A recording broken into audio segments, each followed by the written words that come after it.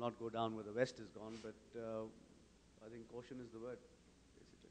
Right. Thank you, panelists. If I may summarize, we are moving into interesting times. Confucius also said that centuries ago. Now, I don't know whether he said that as a blessing or a curse, but we live in interesting and exciting times, indeed. Khalil mentioned that challenges create more opportunities. So that should be a very important takeaway for us. And Ashraf said that, yes, we have been affected, but fortunately, we have not been that badly hit because of the relatively prudent fiscal monetary policies in the region. So that's good news. It's a mixed bag, but nonetheless, it's good news. I'm tempted to recite a couplet, which I honestly just remembered. It's in Urdu, so I'll first say it in Urdu, and then I'll try to give a off-the-cuff English translation as well. खुदा तुझे किसी तूफान से आशना कर दे कि तेरे बहर की मौजों में इस्तराब नहीं. I believe it is Allama Iqbal, but if someone can correct me, that would be great. It is great. If I can do a literal translation, it is, may God give you a storm to face to regenerate that kind of dormant passion in you. Now, the reason this couplet came into mind is when we are talking about challenges, when we are talking about opportunities, sometimes being in the eye of the storm or being in a bad position or being in a corner is actually good for us, just like the Pakistani cricket team, corner tigers. So sometimes the only way to go from there is up. So if we are immune, that's great. But if we are not, there's nothing to lose heart over it. So that was the conclusion of the way I have kind of managed this panel up till now is that we talked generally about on the global economy, then we moved into probably Middle Eastern comments. Now what I would do is I will ask each panelist something more related to their specialty. The common thing that you see between the four gentlemen on the stage is the fact that they are all Big Four partners. The difference between all four of them is the fact of their specialization, the sector, the geography that they operate in. Your industry specialization is in tourism, hospitality, and leisure sector. So it would be good to hear for the audience sake and for me as well as to understand how is this sector developing in the Middle East and what is the global or Middle Eastern outlook for this sector and how it impacts the economies of the region. Rob. Tourism is all about people. When we think of tourism, I think often we make the error into stakeholders, but at the same time, I'd like to think make a lot of people happy. And who are the people that we make happy? Yes, you who are the well-heeled chartered accountants that go for your holidays or business trips throughout the region, but it's more than that. What we're seeing the tourism sector mean to the region is an engine room for employment and long-term growth. It doesn't matter which country you're operating in the Gulf right now, tourism is playing a key role.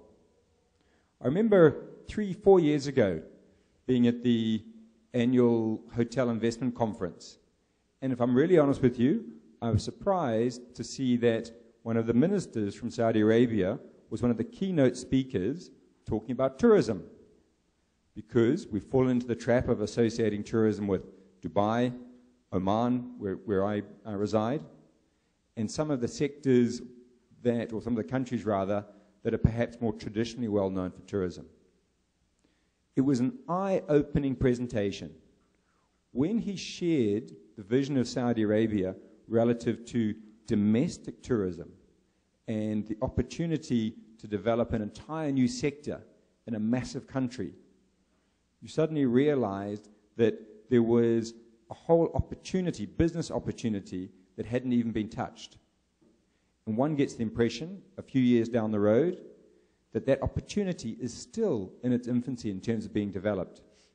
We look at hotel room rates in cities in the region, something we monitor very closely at Deloitte, and the signals are still quite clear. There's still more demand than there is the capacity to deal with it.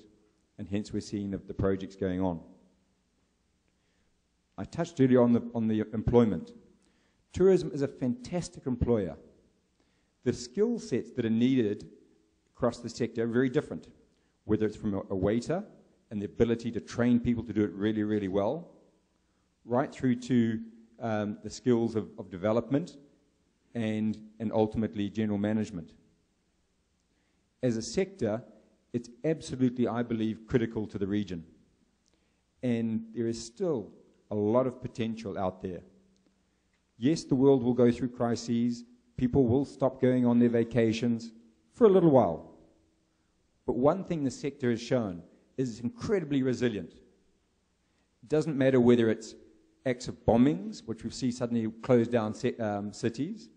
One thing is amazing, and always amazes me, is how resilient the tourist is. He keeps coming back.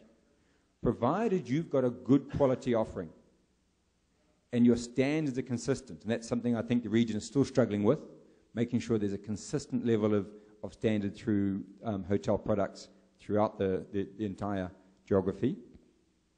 But provided those factors in place, it's a way of generating new cash into the region, creating employment, and I'd like to think, making people happy. Okay. I would have liked kind of contain your remarks into one or two comments, given the shortage of time that we have and the packed agenda that we have. I've got to interrupt. I think am I being told I talk too much? No, it wasn't up to you. It was my reciting Urdu couplets that has usurped a lot of time. To all those in the audience, I'm sure Mr. Noor Abid and Mr. Ashraf Jamal, who are these names need no introduction, especially in the realm of Islamic finance. These two are the leading audit partners in their own organizations, and in the Middle East, whenever there's a query or there's a body or there's a committee looking after Islamic finance, they represent on those committees, and their opinions are, they are the opinion makers actually. So quickly, if I may have from Mr. Noor and from Mr. Ashraf, your sense on the Islamic finance industry, because it is part of the global financial outlook. How's it faring? Those of you who remember the famous pie chart showing global banks shrinking from huge pies to pinheads, if you did the same chart for Islamic banks, you would find that between 2008 and 2011, while some of them suffered, but not nearly as much. On the other hand, we've seen massive growth in Skooks, to the extent that German municipality has launched Skook. All the global banks, without exception, are in Skook business. Every major traditional bank has Islamic products and Islamic windows. I think Islamic banking in the last 30 years has matured enormously. I remember attending a conference in 1995 where there was a huge debate on Sukooks saying that they are not workable, yet today they form the largest portion of Islamic banking products. So I'm really very confident that Islamic banking offers the biggest opportunity. One problem that Islamic banking has is what Khalil referred to, war for talent. We don't have enough people with good Islamic banking experience.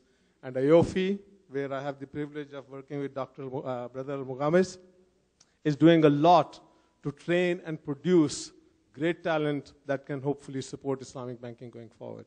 Excellent, thank you. I think it's very important to understand that amidst all this financial crisis, the Islamic banking sector has been largely unaffected relative to the conventional counterpart.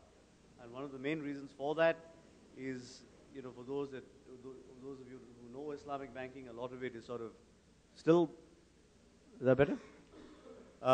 Islamic banking, by definition is more sort of asset-based, asset-backed, virtually no derivatives. And these were the very problems that caused problems in the conventional banking sector, where you had all these mortgage-backed securities and other derivatives that caused all the problems in the West. So I think, the Islamic banking sector, fine, some of them have had real estate exposures, they've taken a bit of a hit, but largely, as you've seen, they have withstood the turmoil that we've seen in the last 2 or 3 years. And it's come up as a very viable alternative for a second reason, as Noor was saying, on the Sukuk front. purely because a lot of conventional borrowers run up to their limits with conventional banks, are now tapping the Islamic banking market for sukuks. So it's not just limited to sort of Islamic countries or Islamic economies. Sukuks are everywhere, from the Far East to Europe and even to the States. So the outlook is good. Is that what and you're one saying? fascinating development, just to finish, is where Rob comes from. I mean, Oman, for example, for years was skeptical about the Islamic banking sector, and it's suddenly now picked up. I mean, it just started with a complete bang. So, that's very encouraging. Okay. Moving on to Khalil, your special. Third generations, except and unless they really do a big step change in terms of corporate governance and succession planning.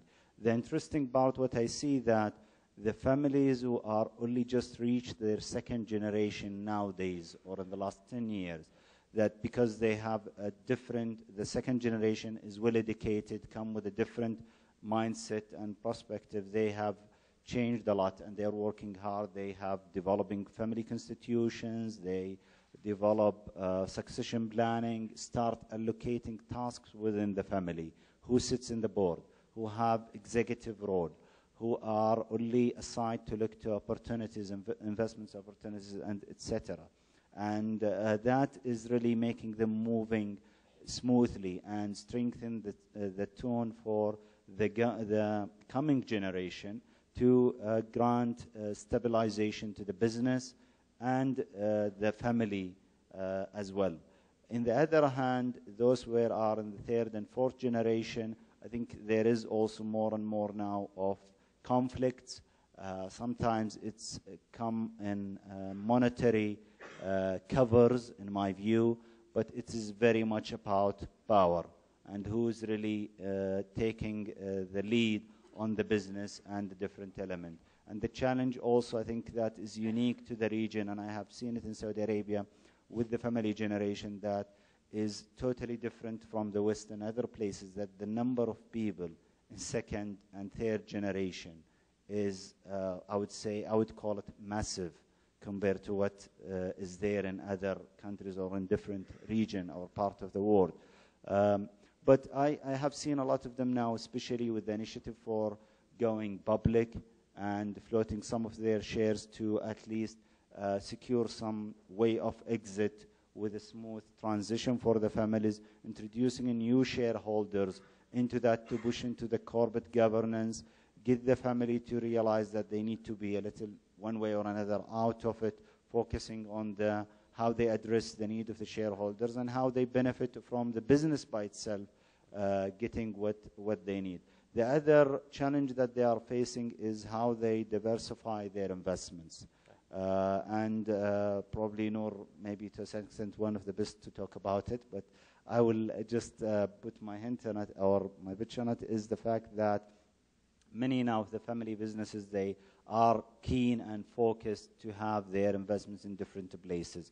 There was some reaction in 2008 after the credit crisis, and people tried to change how they acted and what they invested in the other places, but then now they're going back to consider opportunities outside and to use this, let's say, issues on the West economy in Europe and state to find some other opportunities. And I think they are, to a certain extent, learned the lessons. They've been, to a certain extent, using the bank's money in most of their investments, and I'll cut it short. And now they need to move to use their own money because banks are still cautious about giving any facilities. So I'll leave it. Thank you. I'm really sorry of session. Up till now, the panel has just been on the stage. What I would want to do is make this entire audience part of the panel. But instead of having a Q&A session, if someone has some comments to make on this very topic, I'd be happy to hear them out. Please keep your comments very brief. Questions, the panelists are here, and you can meet them on the sidelines offline. But if you'd just like to make any comment, can we have some mics at the back? Short comments, please.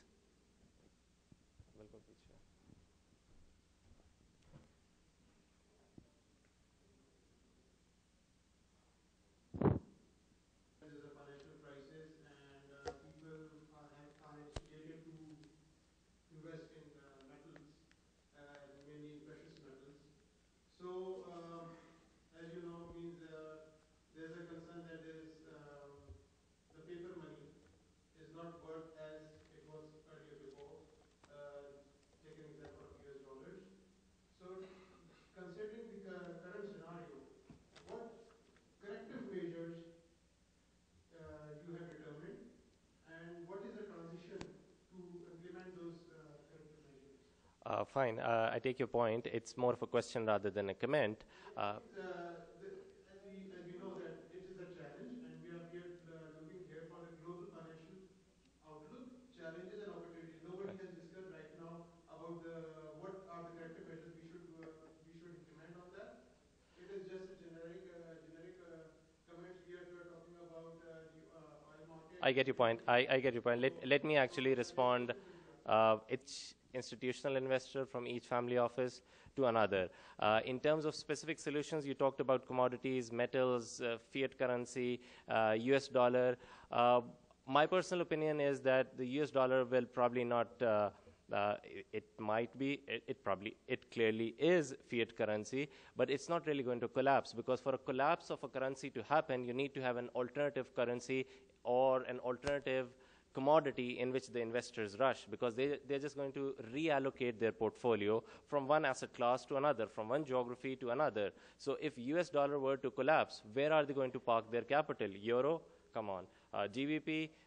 Pak rupees? So it's very clear where the investors are keeping their money. But anyways, I would be happy to take this offline and discuss this in detail. But you raised a valid point that solutions should also be discussed at a panel, not just the challenges. Any gentleman in the front, please, if you can have a...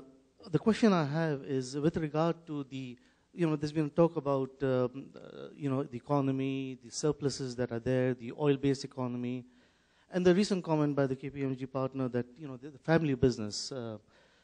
The thing is that 30%, majority of the people in this part of the world will be less than 30 years, right? That's the majority that's going to be in the future, right? And there's a huge issue about unemployment that is facing across the region, right? And we've seen the Arab Spring, causes of that. My question is that with regard to the unemployment situation, what is being done in terms of creation of jobs, in terms of small to medium-sized enterprises, in terms of family businesses that are creating these opportunities for the younger generation? And in one of the statistics in the US, I was recently looking at it, that between 1980 and 2005, more than 90% of the jobs were created by SMEs. And yet we don't see, the oil-based economy that is flush with oil, we don't see is being channeled into, this entrepreneurial sector, right? I get your point. Again, it's a question rather than a comment. It's well taken. All I can say on behalf of the panelists is that we have to blame someone, unfortunately. We can blame the government, we can blame the policymakers, we can blame the banks, we can blame the private enterprises, but unfortunately we are all culprits in this situation. Employment is not created just by setting up a company or getting a grant from the government. It's all about the sentiment. The minute the sentiment of the market changes, the minute the S&P goes up, the Dow goes up, and Dr. Saeed would be the best person to help me understand where does this correlation come from. But it's all sentiment-based. So because of the paucity of time, I would just say sentiment is where your next employment opportunity is going to come through. The entrepreneurs need to be not sentimental, but have a positive sentiment. But anyways, I'd be happy, and so would the panelists be happy to take your question in further detail. And thank you very much. Hopefully, I moderated the session well. Given the shortage of time, I'll really need to rush. Dr. Magames, we can't ignore you. How they look at the accounting profession as a hell or not? I think they would be very hesitant to name Fitch and Moody's and Capital Intelligence and talk about their poor performance. We all know that, look, in hindsight, they did a really poor job, all of them across the board. Again, I'm taking away their limelight and responding on their behalf, given the shortage of time. But again, I'll introduce yes, the rating agencies did a very poor job, but instead of blaming them, where is the alternative? Even now, if I have to go out and list my sukuk, I'm going to be dependent on those rating agencies to give me a AAA or BBB or CCC or whatever. So the dependency is there, just like the gentleman made a point about fiat currency. Yes, where's the alternative? The minute the alternative comes in, fiat currency is going to go up in smoke. Anyways, rushing through again, apologies for that. We need to move on because of the packed agenda. Thank you very much for braving us for the past hour.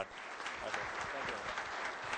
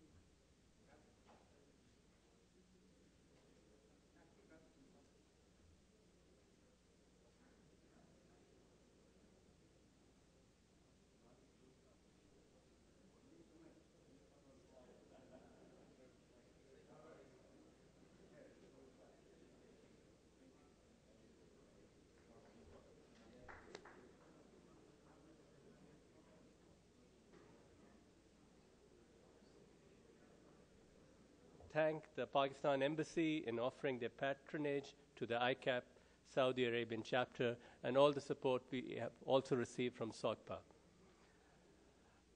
I'd like to thank our sponsors, Deloitte, Ernst & Young, KPMG, Pricewaterhouse, Argel Financial Services, Phillips Company, and Saudi Fransi Bank. And last but not least, we thank the support we have received from ICAP in Pakistan in helping us form this chapter over here and in helping us with this seminar. Now I request Mr. Hafiz Yusuf to offer some concluding remarks. Mr. Yusuf is the chairman, ICAP, Golden Jubilee Celebrations Committee.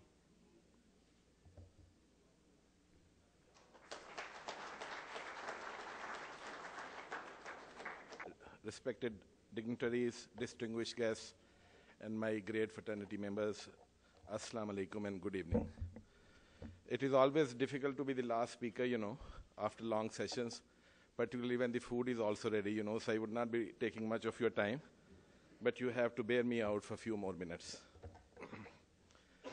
On behalf of the Institute of Chartered Accountants of Pakistan, its council, and the Golden Jubilee Celebration Committee, it is indeed a matter of great pleasure and honor for me to extend our sincere appreciation and thanks to you all for attending this memorable and wonderful event organized by KSA chapter of our institute as part of the Golden Jubilee celebrations. I would like to sincerely thank all the worthy speakers and panelists who, with their deep insight and wisdom, made the seminar a thoroughly learning experience for all of us. I would also like to make a special mention of the wonderful audience we had this evening. Your support for the Institute and the profession is laudable, which has made this event a great success. My heartiest congratulations to the management of KSA chapter of ICAP for arranging this great and memorable event. It is always easier to follow, but to set the first step and become precedents for other overseas chapters is a sign of strength and leadership, and I congratulate you all for this success, and I request the House to have a big round of applause for their success.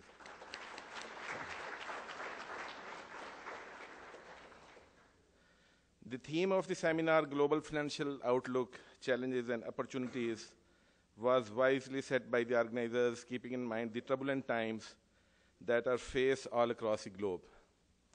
So much is happening so fast that it is very difficult, rather impossible, for anybody to predict with certainty as to what is there in future. International currencies and stock markets are tumbling, governments in many countries are shaking, unemployment is increasing, natural resources are shrinking, many developed countries are on the verge of bankruptcies, big corporate giants are falling down, international wars are underway, natural catastrophes are erupting all over. You think all the problems and challenges this universe perhaps can face are there in the present times. I hope that the valuable thoughts and wisdom shared by our worthy speakers and panelists have provided you some useful insight of the challenges and opportunities that the global environment has created, and how we accountants are to respond and cater to the complex and unique needs of the businesses all across the globe. Taking advantage of the presence of our worthy panelists from the accountancy giants, they haven't talked much about the challenges which are faced with the profession. I would like to touch upon some serious challenges being faced by the accounting profession all over the globe when the trust deficit of the stakeholder is widening due to significant failures of accountants to act as a vigilant dog, which resulted in the collapse of big corporate entities in the recent times. There are many scams and litigations on various issues, including the role of auditors and their independence, compromises, professional negligence, and collusion with the management, which have produced billions of dollars losses to the investors. It may not be out of place to mention here some very serious observations made by Dr. Mahathir Mohamad, the former Prime Minister of Malaysia, on the collapse of major American and European banks and insurance companies, and the failures of the auditors while speaking at the most important event of accountants, the World Congress of Accountants, at Kuala Lumpur in November 2010. I would like to quote him here, quote, "Their auditors must have seen these disasters coming but they apparently did not blow the whistle. A system where the overseer is employed by the people they are supposed to oversee is contrary to the principle of independence of the third party. It is like the accused person hiring the judge to hear his case. No one would think this is right. Yes, business corporation can choose and hire their auditors, unquote. I, as a student of accountancy, have not yet seen any concrete solutions and steps as to how we, as a noble profession, would address and bridge these perception gaps, as well as the reduction of incidences of audit failures in these challenging times. The KSA chapter of ICAP and SOCPA may like to hold a seminar in future to explore the way forward on these issues as well. While the Golden Jubilee Celebration Committee organized various events to celebrate the success and 50 years existence of ICAP, I am sure we all must have used the Golden Jubilee year as a good opportunity to have an objective and thorough evaluation and take stock of the major events of ICAP's 50 years history, particularly the achievements we made, challenges we faced, mistakes perhaps we committed, and the opportunities we could not materialize as an institute. In a world where borders are disappearing, Facebook, YouTube, and unlimited internet and online tools are new realities, globalization is bringing both greater opportunities and greater threats. Let me say that our image will not be preserved by the name of our qualification alone, whether CAs or CPAs or you give any name. Gone are the days when the profession was saying to the public, you must trust me. The expectation of the public now is, show me why I should trust you.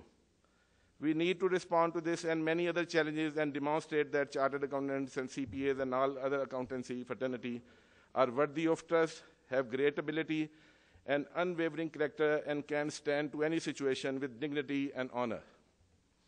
Today, the repute and the honor that is bestowed upon the Institute of Chartered Accountants of Pakistan and its membership is because of the foundation laid by our predecessors and the highly professional competence shown by its members, who with their integrity, ability, and unrivaled technical expertise have made chartered accountancy a benchmark of professional excellence.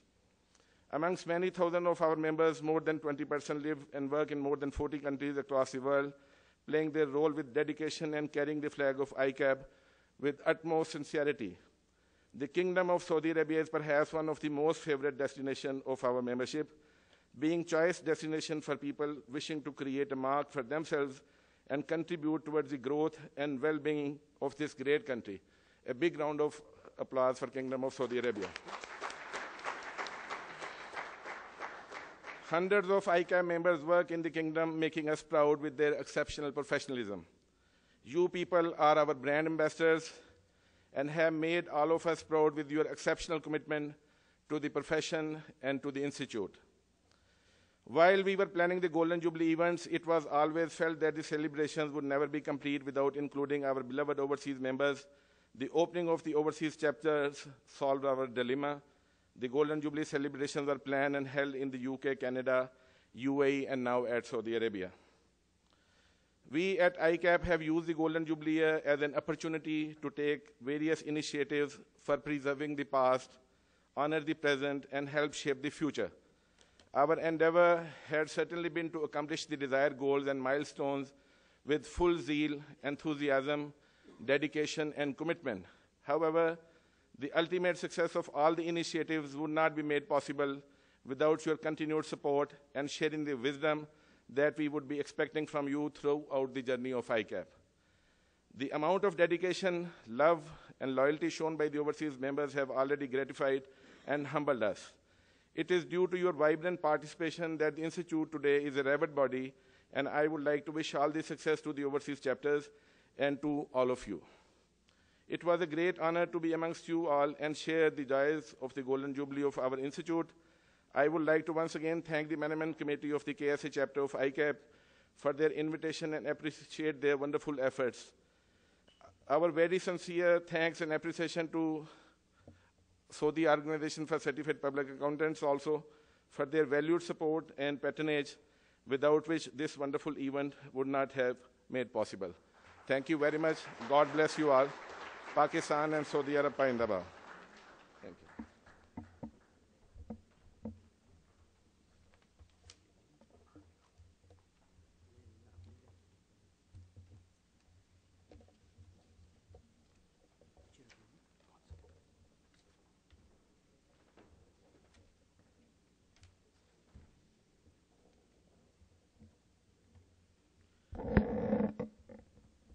Okay, don't be surprised. I'm not Asad Zain. You must be thinking that Asad has grown a beard over this seminar. I'm Mohammad Asif Iqbal, Secretary of ICAP KSA chapter and working as technical advisor at SOCPA. And alhamdulillah, we have started, as Dr. Ahmed Mohammed said, on the IFRS convergence project, and I'm like one of the team members working in that important project in Saudi Arabia. I'm proud to be part of that, SOCPA. Now, the